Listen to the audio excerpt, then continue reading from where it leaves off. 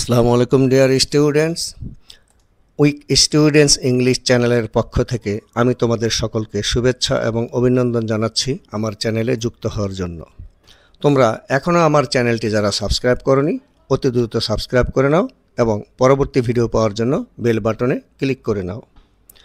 আমি আজকের ভিডিওতে নবম দশম শ্রেণীর answering questions from poem the sands of D নিয়ে আলোচনা করব। অর্থাৎ এই কবিতাটি থেকে আমি বেশ কিছু প্রশ্ন নিয়ে আলোচনা করব। চলো তাহলে দেরি না করে শুরু করছি আজকের আলোচনা। তোমরা প্রথমে যে প্রশ্নটি দেখতে পাচ্ছ, number 1, what was the weather like when Mary went to bring the cattle home? আমি আবার পড়ছি, what was the weather like when Mary went to bring the cattle home? অর্থাৎ মেরি যখন গবাদি পশু বাড়িতে আনতে গিয়েছিল তখন আবহাওয়া কেমন ছিল? তার উত্তরটি দেখো। When Mary went to bring the cattle home, the weather was wild and dank with a western wind, foam in the air, and a creeping tide that rose and hit the land. A rolling mist also descended, obscuring her vision as she tried to find her way across the sands. Mary যখন গবাদি পশুদের বাড়িতে আনতে গিয়েছিল তখন আবহাওয়া ছিল বন্য এবং ঘন কুয়াশাচ্ছন্ন। পশ্চিমা বাতাস বইছিল, বাতাসে ফেনা ছিল এবং জোয়ারের ঢেউ উঠে জমিকে ঢেকে দিয়েছিল। বালির উপর দিয়ে পথ খুঁজে বের করার চেষ্টা করার সময় একটি ঘূর্ণায়মান কুয়াশাও নেমে এসেছিল, যার দৃষ্টিকে আড়াল করে দিয়েছিল। দ্বিতীয় প্রশ্নটি দেখো, look at some words, phrases and sentences that have been repeated several times. Explain why the poet has done this. অর্থাৎ কিছু শব্দ, বাক্যাংশ এবং বাক্য দেখো যেগুলো বেশ কয়েকবার পুনরাবৃত্তি হয়েছে, কবি কেন এটি করেছেন তা ব্যাখ্যা করো।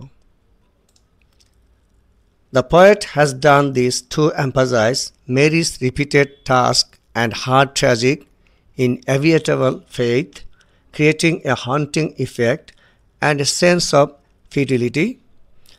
The repetition of words such as over and round also highlights the slow, relentless movement of the rising tide, visually illustrating the cruel and consuming nature of the sea as it pulls Mary in. অর্থাৎ কবি মেরির বারবার করা কাজ এবং তার করুণ অনিবার্য ভাগ্যের উপর জোর দেওয়ার জন্য এটি করেছেন, যা একটি ভুতুড়ে প্রভাব এবং নিরর্থকতার অনুভূতি তৈরি করে। ওর এবং গোল এর মতো শব্দের পুনরাবৃত্তি ক্রমবর্ধমান জোয়ারের ধীর অবিরাম গতিবিধিকেও তুলে ধরে, যা সমুদ্রের নিষ্ঠুর এবং গ্রাসকারী প্রকৃতিকে দৃশ্যত চিত্রিত করে যখন এটি মেরিকে টেনে নিয়ে যায়। 3 নম্বর প্রশ্ন দেখো, how has the poet described the sea? আবার বলছি, how has the poet described the sea? অর্থাৎ কবি সমুদ্রকে কিভাবে বর্ণনা করেছেন। To describe the sea, the poet has used words like cruel, crawling foam, hungry, etc. to express the movement of the sea. আমি আবার পড়ছি, to express the sea, the poet has used words like cruel, crawling, foam, hungry, etc. to express the movement of the sea. অর্থাৎ সমুদ্রের বর্ণনা দিতে গিয়ে কবি সমুদ্রের গতিবিধি প্রকাশ করতে নিষ্ঠুর, হামাগুড়ি দেওয়া ফেনা, ক্ষুধার্ত ইত্যাদি শব্দ ব্যবহার করেছেন। 4 নম্বর প্রশ্ন, narrate the story of Mary in your own words. আবার বলছি আমি, narrate the story of Mary in your own word. অর্থাৎ মেরির গল্পটি তোমার নিজের ভাষায় বর্ণনা করো। তাহলে এই প্রশ্নটি অবশ্যই একটু বড় হবে, তোমরা কিন্তু বড় দেখে ভয় না পেয়ে কয়েকবার পড়বে, তাহলে ইনশাল্লাহ তোমরা লিখতে পারবে। Mary was a young girl, was sent by her parents to fetch cattle from the sands of the river Dee Unfortunately, the weather was very rough at the time. The sea tide came and took away Mary to deep sea. Next day, some local boatmen found her lifeless body in the net, who mistook her golden hair for seaweed. Thus, Mary faced a tragic death, being drowned in the sea. Even after her death, her call for the cattle is said to be heard on misty evening, a haunting reminder of the cruel power of nature and the fragility of life. অর্থাৎ Mary ছিল একটি ছোট্ট মেয়ে যাকে তার বাবা মা D নদীর পার থেকে গবাদি পশু আনতে পাঠিয়েছিলেন। দুর্ভাগ্যবশত সেই সময় আবহাওয়া খুব প্রতিকূল ছিল। সমুদ্রের জোয়ার এসে মেরিকে গভীর সমুদ্রে ভাসিয়ে নিয়ে যায়। পরদিন কিছু স্থানীয় জেলেদের জালে তার প্রাণহীন দেহ দেখতে পান। অর্থাৎ এখানে যারা যে বোটম্যান ছিল তারা জেলে ছিল, তো আমি জেলে এখানে লিখেছি। দেখতে পান যারা তার সোনালি চুলকে শৈবাল ভেবেছিল, আগাছা ভেবেছিল। এভাবে মেরি সমুদ্রে ডুবে এক মর্মান্তিক মৃত্যুর মুখোমুখি হয়। এমনকি তার মৃত্যুর পরেও কুয়াশাচ্ছন্ন সন্ধ্যায় তার গবাদি পশুর ডাক শোনা যায় বলে জানা যায়, যা প্রকৃতির নিষ্ঠুর শক্তি এবং জীবনের ভঙ্গুরতার একটি ভুতুড়ে স্মৃতি। পরের প্রশ্ন দেখো, what does Mary have to do in the poem. এখানে একটি জিনিস খেয়াল করো, দেখো ডাজ হয়েছে বিদায় এখানে কিন্তু মেরি পরে হ্যাভ হয়েছে। উত্তরে কিন্তু তোমরা ডাজ লিখবে না, তাই এখানে কিন্তু হ্যাভ নয় হ্যাজ লিখতে হবে, এটা কিন্তু খেয়াল করবে। অর্থাৎ কবিতায় মেরির কি করতে হয়, উত্তরটি দেখো। In the poem Mary has to go and call the cattle home across the sands of Dee. আমি আবার পড়ছি। In the poem Mary has to go and call the cattle home across the sands of D. অর্থাৎ কবিতায় মেরিকে D এর বালির ওপারে গবাদি পশুদের বাড়িতে ডেকে আনতে হয়। Question number 6, how does the weather appear in the poem. আবার পড়ছি, how does the weather appear in the poem. কবিতায় আবহাওয়া কেমন দেখায়। In the poem the weather is wild with a damp western wind and a rolling mist.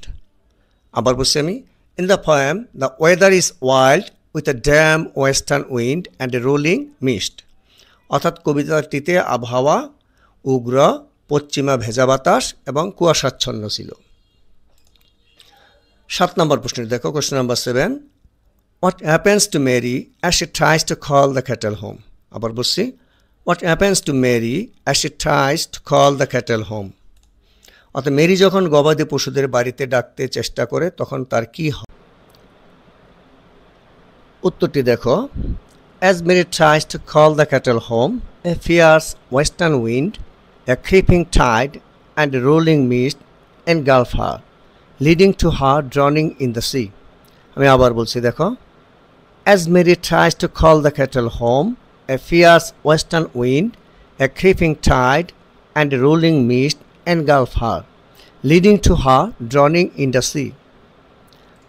অর্থাৎ Mary যখন গবাদি পশুদের বাড়িতে ডাকতে চেষ্টা করে তখন একটি প্রচণ্ড পশ্চিমা বাতাস, একটি গড়ানো জোয়ার এবং একটি ঘূর্ণায়মান কুয়াশা তাকে গ্রাস করে, যার ফলে সে সমুদ্রে ডুবে যায়।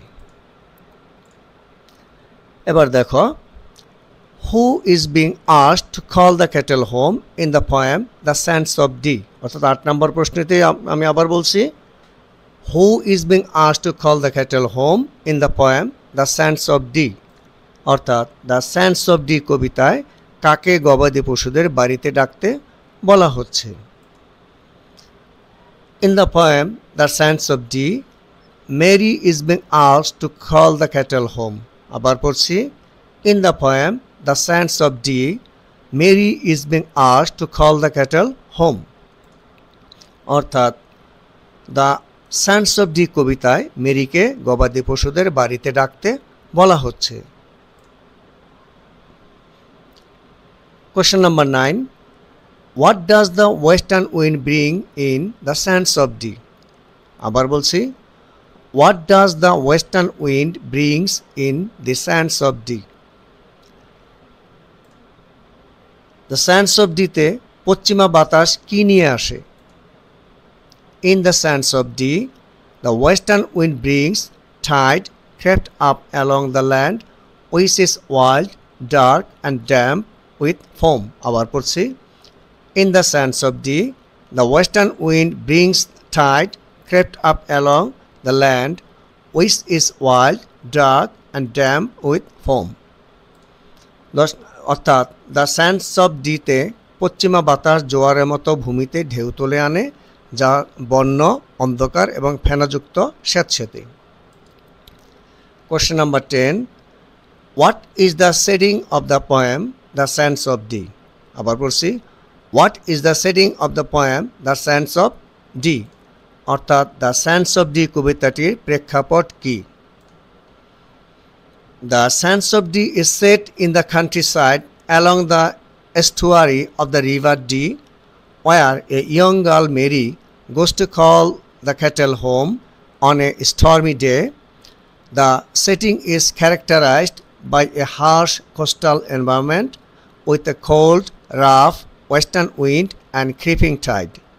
আমি আবার পড়ছি, The sands of Dee is set in the countryside along the estuary of the river Dee, where a young girl Mary goes to call the cattle home on a stormy day. The setting is characterized by a harsh coastal environment with a cold, rough western wind and creeping tide. অর্থাৎ the sands of D অর্থাৎ D নদীর মোহনার ধারে গ্রামাঞ্চলে স্থাপিত, যেখানে Mary নামে একটি অল্প বয়সী মেয়ে ঝড়ো দিনে গবাদি পশুদের বাড়িতে ডাকতে যায়। এই পরিবেশটি একটি কঠোর উপকূলীয় পরিবেশ দ্বারা চিহ্নিত, যেখানে ঠান্ডা, রুক্ষ পশ্চিমা বাতাস এবং লতানো জোয়ার রয়েছে। আমরা পরের প্রশ্ন দেখি, 11 নম্বর, how is the tide described in the sands of Dee?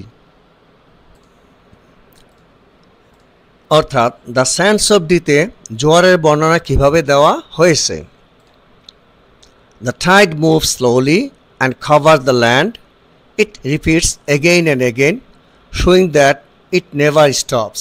আবার পড়ছি শোনো, The tide moves slowly and covers the land. It repeats again and again, showing that it never stops. অর্থাৎ জোয়ার ধীরে ধীরে বয়ে যায় এবং জমি ঢেকে ফেলে। এটি বারবার পুনরাবৃত্তি হয়, যা দেখায় যে এটি কখনো থামে না। কোশ্চেন নাম্বার 12, 12 নম্বর প্রশ্নটি দেখো, What obscures the land in the sands of D? আবার পড়ছি, What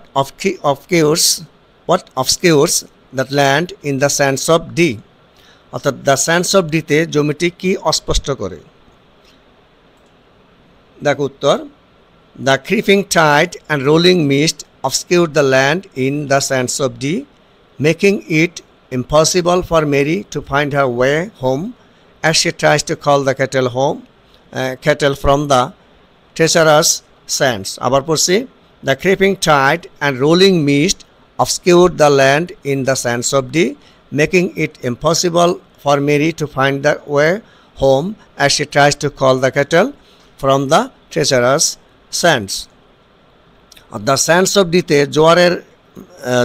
জোয়ার এবং ঘূর্ণায়মান কুয়াশা জমিকে ঢেকে দেয়, যার ফলে মেরির পক্ষে বাড়ি ফেরার পথ খুঁজে পাওয়া অসম্ভব হয়ে পড়ে যখন সে প্রতারক বালি থেকে গবাদি পশুদের ডাকতে চেষ্টা করে। কোশ্চেন নাম্বার 13, 13 নম্বর প্রশ্ন, how is Mary's hair described in the sands of Dee? আবার পড়ছি, how is Mary's hair described in the sands of D? অর্থাৎ দ্য স্যান্ডস অফ ডিতে মেরির চুল কিভাবে বর্ণনা করা হয়েছে?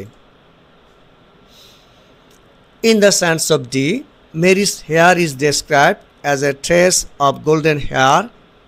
It is found floating on the sea after her drowning.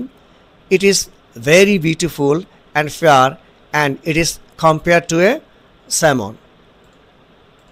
আমি আবার পড়ছি, In the sands of D, Mary's hair is described as a trace of golden hair.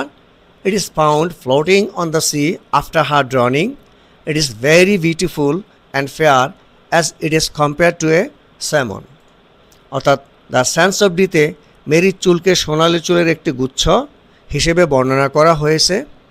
ডুবে যাওয়ার পর এটি সমুদ্রে ভাসমান অবস্থা পাওয়া যায়। এটি খুব সুন্দর এবং ফর্সা এবং এটিকে স্যামন মাছের সাথে তুলনা করা হয়। এবার আমরা 14 নম্বর প্রশ্নটি দেখব। Question number 14, what comparison is made with Mary's hair in the sands of Dee? What comparison is made with Mary's hair in the sands of D? অর্থাৎ দ্য স্যান্ডস অফ ডিতে মেরির চুলের সাথে কি তুলনা করা হয়েছে? Mary's hair is compared to a salmon fish, saying no salmon is as beautiful as it, specifically the shiny golden sheen of salmon that are caught by fishermen. আমি আবার পড়ছি। Mary's hair is compared to a salmon fish, saying no salmon is as beautiful as it, specifically the shining golden sheen of salmon that are caught by fishermen. অর্থাৎ মেরির চুলকে salmon মাছের সাথে তুলনা করা হয়েছে, যেখানে বলা হয়েছে যে কোনো স্যামন এর মতো সুন্দর নয়, বিশেষ করে জেলেদের ধরা স্যামনের চকচকে সোনালি আভা। 15 নম্বর প্রশ্ন, question number 15, what does the cruel crawling form signify in the sands of Dee? আবার পড়ছি, what does the cruel crawling form signify in the sands of D? অর্থাৎ দ্য স্যান্ডস অফ ডিতে নিষ্ঠুর হামাগুড়ি দেওয়া ফেনা বলতে কি বোঝায়? The cruel crawling form signifies how dangerous and powerful the sea is. The form moves slowly, but it seems coming to take something, and it eventually takes Mary away. আবার পড়ছি, the cruel crawling form signifies how dangerous and powerful the sea is. The form moves slowly, but it seems coming to take something, and it eventually takes Mary away. অর্থাৎ নিষ্ঠুরভাবে হামাগুড়ি দেওয়া ফেনা বলতে বোঝায় সমুদ্র কতটা বিপজ্জনক এবং শক্তিশালী। ফেনা ধীরে ধীরে এগিয়ে যায়, কিন্তু মনে হয় কিছু একটা নিতে আসে এবং শেষ পর্যন্ত মেরিকে ভাসিয়ে নেয়। Question number 16, what happens to Mary's body in the sands of Dee? What happens to Mary's dead body in the sands of D? অর্থাৎ দ্য স্যান্ডস অফ ডিতে মেরির দেহের কি ঘটে? The next day, Mary's drowned body is discovered by fishermen. They bring her body back to shore, where it is laid to rest in a grave beside the sea. আবার পড়ছি, the next day, Mary's drowned body is discovered by fishermen. They bring her body back to shore, where it is laid to rest in a grave beside the sea. অর্থাৎ পরের দিন জেলেরা মেরির ডুবে যাওয়া দেহ আবিষ্কার করে তারা তার দেহ তীরে ফিরিয়ে আনে, যেখানে তাকে সমুদ্রের ধারে একটি কবরে সমাহিত করা হয়। 17 নম্বর প্রশ্ন দেখো, question number 17, what emotion does the cruel hungry form এভোক in the sands of Dee? আবার বলছি, what emotion does the cruel hungry form এভোক in the sands of D? অর্থাৎ দ্য স্যান্ডস অফ ডিতে নিষ্ঠুর ক্ষুধার্ত ফেনা কোন আবেগের উদ্রেক করে? The cruel hungry form evokes emotions of sorrow, fear, dread, and a profound sense of foreboding. It shows how the sea is hungry and takes life without care. আবার পড়ছি, the cruel hungry form evokes emotions of sorrow, fear, dread, and a powerful sense of foreboding. It shows how the sea is hungry and takes life without care. অর্থাৎ নিষ্ঠুর ক্ষুধার্ত ফেনা দুঃখ, ভয়, আতঙ্ক এবং গভীর ভবিষ্যৎবাণীর অনুভূতি জাগিয়ে তোলে। এটি দেখায় যে সমুদ্র কিভাবে ক্ষুধার্ত এবং বিনা চিন্তায় জীবন কেড়ে নেয়। 18 নম্বর প্রশ্ন, question number 18, where is Mary buried in the sands of Dee? আমি আবার পড়ছি, where is Mary buried in the sands of Dee? The sands of ডিতে মেরিকে কোথায় সমাহিত করা হয়েছে? Mary is buried in a grave beside the sea. The boatman bring her body back and lay her to rest by the shore. আমি আবার পড়ছি, the boatman bring her body back and lay her to rest by the shore. Mary is buried in a grave beside the sea. The boatmen bring her body back and lay her to rest by the shore. অর্থাৎ মেরিকে সমুদ্রের ধারে একটি কবরে সমাহিত করা হয়। মাঝিরা তার মৃতদেহ ফিরিয়ে এনে তীরে শায়িত করে। 19 নম্বর প্রশ্ন, question number 19, what haunting element remains after Mary's death in the sands of Dee? আবার পড়ছি, what haunting element remains after Mary's death in the sands of D? অর্থাৎ দ্য স্যান্ডস অফ ডিতে মেরির মৃত্যুর পরেও কোন ভুতুড়ে উপাদানটি রয়ে গেছে? The haunting element that remains after Mary's death in the sands of Dee is her spectral voice still calling the cattle home across the sands. আবার পড়ছি, the haunting element that remains after Mary's death in the sands of Dee is her spectral voice still calling the cattle home across the sands. অর্থাৎ the sands of ডিতে মেরির মৃত্যুর পর যে ভূতের উপাদানটি রয়ে গেছে তা হলো তার বর্ণালী কণ্ঠস্বর, যা এখনও বালির ওপারে গবাদি পশুদের বাড়িতে ডাকছে। এবার question number 20, how does the poet depict the sea in the sands of Dee? আবার পড়ছি, how does the poet ডেপিক্টস the sea in the sands of D? অর্থাৎ দ্য স্যান্ডস অফ ডিতে কবি সমুদ্রকে কিভাবে চিত্রিত করেছেন? In the sands of Dee the poet ডেপিক্টস the sea as a cruel, hungry and powerful antagonist that claims the life of the maiden Mary. আবার পড়ছি, in the sense of D, the poet depicts the sea as a cruel, hungry and powerful antagonist that claims the life of the maiden Mary. অর্থাৎ the sense of ডিতে কবি সমুদ্রকে একজন নিষ্ঠুর, ক্ষুধার্ত এবং শক্তিশালী প্রতিপক্ষ হিসেবে চিত্রিত করেছেন যে কুমারী মেরির জীবন কেড়ে নেয়। এবার কোশ্চেন নাম্বার 21, আমার এই ভিডিওর এটি এখানে শেষ প্রশ্ন। তোমরা দেখো, what does the rolling mist symbolize in the sands of Dee? আবার পড়ছি, what does the rolling mist symbolize in the sands of D? অর্থাৎ দ্য স্যান্ডস অফ ডিতে ঘূর্ণায়মান কুয়াশা কিসের প্রতীক? In the sands of Dee the rolling mist symbolizes danger and the power of nature that can claim anything without any care. আবার পড়ছি, in the sense of D, the rolling mist symbolizes danger and the power of nature that can claim anything without any care. অর্থাৎ the sense of D তে ঘূর্ণায়মান কুয়াশা বিপদ এবং প্রকৃতির শক্তির প্রতীক, যা কোনো চিন্তা ছাড়াই যে কোনো কিছু ধ্বংস করতে পারে। তাহলে শিক্ষার্থী বন্ধুরা, আমার ভিডিওটি যদি তোমাদের ভালো লাগে তোমরা অবশ্যই লাইক করবে, শেয়ার করে তোমার পরিচিত জনদের নিকট পাঠাবে যাতে তারা উপকৃত হতে পারে, এবং কমেন্ট করবে। আর আমার চ্যানেলটি যদি এখনও সাবস্ক্রাইব করে না থাকো এখনই সাবস্ক্রাইব করে নেবে। ইনশাল্লাহ আমি এই ভিডিওটি এখানে শেষ করছি। পরবর্তী ভিডিওতে আবার দেখা হবে অন্য একটি বিষয় নিয়ে।